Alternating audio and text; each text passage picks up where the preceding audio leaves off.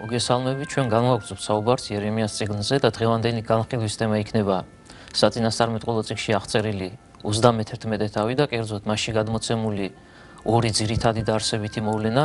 კერძოდ დავიწყებთ პირველით. საქმე ეხება ერთ-ერთ უდიადეს წინასწარმეტყველებას ძველი აღთქმის წიგნებში გადმოცემულს. კერძოდ იერემია გახლავთ ადამიანი, რომელმაც ერთადერთმა ძველი აღთქმის პირობებში გააჟღერა მოძღვრება იმის თაობაზე, რომ დადგებოდა დრო, დადგებოდა ჟამი, როდესაც კაცობრიობას ახალი აღთქმა მიემადლებოდა. აი ეს ორსიტყვედი ტერმინი ახალი აღთქმა, რაც დღევანდელი გადმოსახედიდან ყველასთვის საცნაურია, ძველი აღთქმის პირობებში სწორედ იერემია წინასწარმეტყველის სახელს უკავშირდება და როგორც აღვნიშნეთ, მისგან იქნა წარმოთქმული. მნიშვნელოვანება ამ მოძღვრებისა ძალიან კარგად ჩანს გამომდინარე იქიდან, რომ იერემია გახლავთ ძველი წელთაღრიცხვის მე-7-მე-6 საუკუნეების მოღვაწე. ჩვენ შევეცდებით თანამედროვე ქართულზე მოვიტანოთ ციტატა და ამის შემდგომ განვაგრძელოთ განხილვა, ის რაც დავიწყეთ. კერძოდ ეს ციტატა ასეა წარმოდგენილი: დადგება დრო, როდესაც კაცობრიობას ებოძება ახალი აღთქმა. ეს აღთქმა, ესე იგი ახალი აღთქმა არ იქნება ისეთი, როგორც ძველია, რადგან ძველი გარეგანია, ქვის ფიქალებზეა დაწერილი, მაშინ როდესაც ახალი აღთქმა ადამიანის გულზე იქნება ამოტვიფრული. შინაარსი იერემიას მიერ გაჟღერებული სწავლებისა ასეთია. ეხლა ჩვენ განხილვა დავიწყეთ და განვაგრძობთ აი ამ უწყების მიმოხილვას. კერძოდ საქმე ისაა, რომ წინასწარმეტყველმა წარმოდგენილ მოძღვრებაში ძირითადად ორი მოვლენა წარმოაჩინა. კერძოდ მან გააცხადა სწავლება ძველი აღთქმის შესახებ და ამავდროულად გამოიყენა, როგორც უკვე ვთქვით, ტერმინი ახალი აღთქმა. ესე იგი, ძველ აღთქმაში მოცემულ ვითარებაში წინასწარმეტყველი იერემია მოიაზრებს სინას მთაზე, მოსე წინასწარმეტყველისთვის და მოსეს სახით იუდეველი ერისთვის ბოძებულ რჯულს, ხოლო ახალი აღთქმა ბუნებრივია და ჩვენი ტელემაყურებლისთვის გასაგებია. ახალ აღთქმაში მოიაზრება ის მოძღვრება, ის სწავლება, რომელიც განკაცებულმა ღმერთმა პირველ საუკუნეში მოიტანა კაცობრიობასთან. ესე იგი, მნიშვნელოვანია იერემიას უწყება გამომდინარე იქიდან, რომ ამ სიტყვებს იგი ძველი წელთაღრიცხვის მე-7-მე-6 საუკუნეებში გამოთქვამს. ესე იგი, ეს არის ის პერიოდი, როდესაც მოსესთვის სინას მთაზე გაცხადებულ რჯულს ჯერჯერობით ძველი აღთქმა არ ეწოდება. არავის წინასწარმეტყველთაგან თუ ძველი აღთქმის მოღვაწეებისგან სინას მთაზე გაცხადებული მოძღვრებისთვის ძველი აღთქმა არ უწოდებია, რადგან ის ჯერჯერობით ამ პერიოდისთვის, ესე იგი მე-7-მე-6 საუკუნეებისთვის თავის ფუნქციას ასრულებს და ჟამი, როდესაც საკუთარ ძალმოსილებას ამოწურავს და დაასრულებს, იქნება პირველი საუკუნე, ესე იგი მაცხოვრის განკაცებასთან დაკავშირებული მოვლენები. აქედან გამომდინარე, იერემია, რომელიც საწინასწარმეტყველო სულით არის აღსებული, მოცემულ ვითარებაში 6 საუკუნით უსწრებს მოვლენებს და როგორც უკვე აღვნიშნეთ, წინ სულიერი თვალით განჭვრეტს იმას, რომ აღთქმა, რომელიც თავის დროზე იუდეველებს ებოძა, როდესაც ისინი ეგვიპტიდან გამოვიდნენ და ქანაანის ქვეყნისკენ, ესე იგი აღთქმული ქვეყნისკენ მიემართებოდნენ, დაძველდება და სწორედ ამ გაგებით ეწოდება მას ძველი აღთქმა, თუმცა უფალი არ დაუტოვებს კაცობრიობას დაძველებული აღთქმის საფუძველზე და იგი ახალ აღთქმას უბოძებს მათ. და ახალი აღთქმა ამ შემთხვევაში იგულისხმება ის სწავლება, რაც წმინდა წერილში, კერძოდ იმ ნაწილში, რომელიც სახარებებითა და დანარჩენი, ესე იგი თამდევი ნაწილით არის წარმოდგენილი. ის საღვთო მოძღვრება, ის საღვთო სწავლება, რაც განკაცებულმა ღმერთმა თავად გააცხადა და საკუთარი მოციქულებისა და მოწაფეების სახით გამოთქვა ახალი აღთქმის წიგნებში. ეს სწავლება, ესე იგი იერემიას წარმოთქმული წინასწარმეტყველება ამავდროულად ისიც უნდა აღინიშნოს, რომ მოგვიანებით, ესე იგი პირველ საუკუნეში გამოიყენა მოციქულმა თავად წოდებულმა პავლემ, როდესაც ებრაელთა მიმართ ეპისტოლე დაწერა და გამოიყენა გამომდინარე იქიდან, რომ ის ამ შემთხვევაში სათაურიდანაც ცხადია, წერილის ადრესატებად იუდეველებს მოიაზრებს ებრაელთა მიმართ ეპისტოლე, ძალიან კარგად წარმოჩინდება თუ ვის გულისხმობს ადრესატში პავლე მოციქული და როდესაც ის ესაუბრება თანატომელებს, ესე იგი იმ ადამიანებს, რომლებიც ძველ აღთქმას, ესე იგი სინას მთაზე გაცხადებულ რჯულს აღიარებენ, სწორედ იერემია წინასწარმეტყველის მოძღვრებას თავაზობს და ცდილობს აუხსნას უწყება იმის თაობაზე, რომ ჯერ კიდევ მე-7-მე-6 საუკუნეებში ძველი წელთაღრიცხვისა იყო განჭვრეტილი ეს მოვლენები, რომლებიც პირველ საუკუნეში განვითარდა, იყო განჭვრეტილი იუდეველთაგან აღიარებული წინასწარმეტყველის მიერ, რომ ძველი აღთქმის პერიოდში გაცხადებულ სწავლებას ძველი რჯული ეწოდებოდა, ხოლო ის, რაც განკაცებული ღმერთის სახელს უკავშირდება, ახალ აღთქმად არის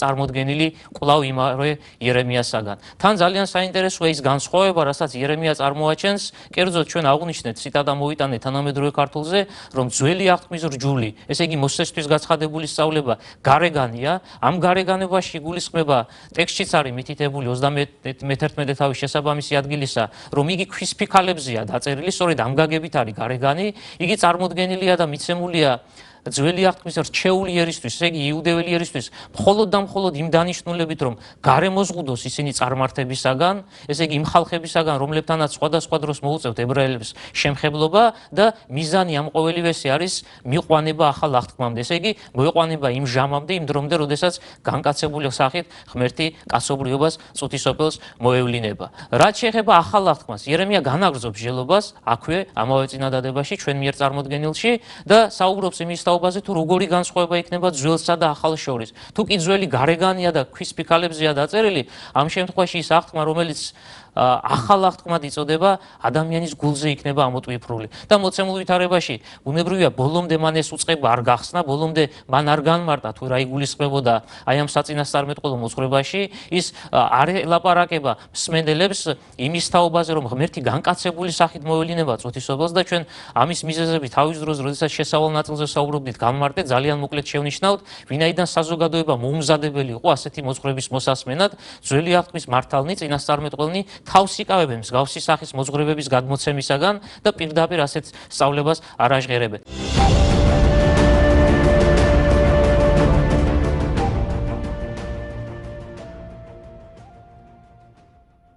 თუმცა იერემია, რომელიც თავად ჭვრეთს საიდუმლოს არს, ესე იგი ღმერთის განკაცებას, ხედავს, რომ განკაცებისას ყოვლადწმინდა სამების მეორე ჰიპოსტაზმა მიიღო რა კაცობრივი ბუნება, კურნება მიანიჭა მას და შესაბამისად გულზე ამოტვიფრულობა ახალი აღთქმის მცნებებისა, ახალი აღთქმის სწავლებისა, ამას გულისხმობს, რომ ადამიანი განკურნებულია, ადამიანური ბუნება განკურნებულია და ამიერიდან ღმერთის განკაცების შემდგომ ის, ვინც გულწრფელად აღიარებს, ის, ვინც გულწრფელ აღმსარებლობას აღავლენს ამ მოძღვრების მიმართ, ამ სწავლებლის მიმართ, შემძლებელი იქნება იმისა, რომ ღვთისაგან, განკაცებული ღვთისაგან მოცემული მოძღვრება შეიმეცნოს და საკუთარი გულის საკუთრება, თუ შეიძლება ასე ითქვას, აქციოს.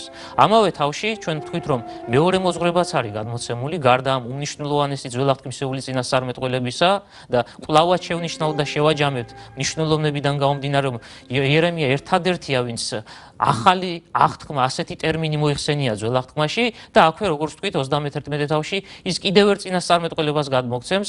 ამჯერად ჩვენი ტელემაყურებლისთვის ალბათ ძალიან კარგად ცნობილ წინასწარმეტყველებას, კერძოდ ეს სიტყვები ასეთნაირად არის გაჟღერებული: ხმა გაისმა რამაით ტირილისა და გოდებისა და გლოვისა, რაქელის ტირო და შვილთათვისა და არა უნდა ნუგეშჩინისცემის რამე თუ არა არიან.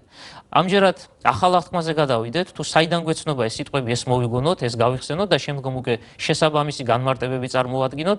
კერძოდ მოვლენები ასე ვითარდებოდა: აღმოსავლეთში მცხოვრებ მოგვებს გამოუჩნდებათ ვარსკვლავი, სასწაულებრივი ვარსკვლავი, ანგელოზი, როგორც ამას წმინდა იოანე ოქროპირი განმარტავს, რომელიც მათ მოუძღვით იუდეისკენ. მოგვები ჩამოდიან იერუსალიმში, ვარსკვლავი უჩინარი ხდება, ისინი მიემართებიან მეფესთან, ამ დროს ჰეროდია იუდეველთა მეუფე, რათა გამოკითხონ მას თუ სად უნდა მომხდარიყო შობა ჰურიათა მეუფისა, ესე იგი იუდეველთა მეფისა.